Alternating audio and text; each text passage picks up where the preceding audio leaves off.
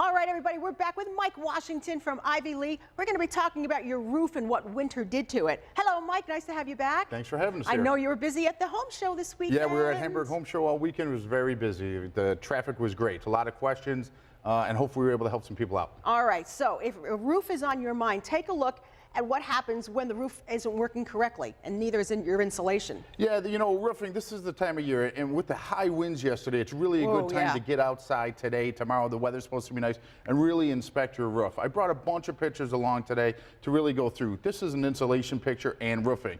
We always are inspecting insulation when we're doing our roofing projects, okay? We want to make sure the R values are proper so you don't have these large icicles, which can cause ice damming and lead into roof leaks and damage to your house. Oh yeah, it's going to pull down your gutters and everything. Yeah.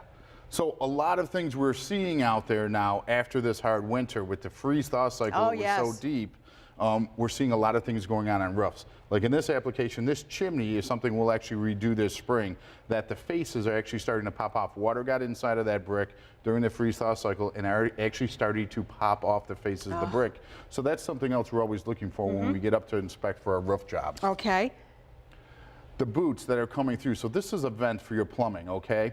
So the plumbing stacks go right through the top of your house, from the bottom of the basement all the way to the top through the walls. Now, around the base of this, that is a potential leak problem there. Oh, yeah. So we're always going to replace the boots around all of our stacks that are coming through. Any penetrations, we're really going to inspect, because that's typically where you're going to have a leak if you have one. Definitely. Yep. This is another area. We go around all the skylights, and if you see any shingles on your home that are missing granules, or if you're missing color, it's really time to get up and really look at that roof. It's really time to replace. If you haven't had a leak yet, you've been lucky with that roof. Yes, this roof was not leaking, but it's just a matter of time. It's not when, it's if. It's going to leak, and realistically, the reason I brought this picture just to be able to see what you're looking for, but also to talk about skylights. There's a lot of skylights out there in Western New York, and they're good to have. They're very nice to let in ventilation and the light, but you also have to flash them properly. It's another potential leak problem that we're really going to pay special attention to.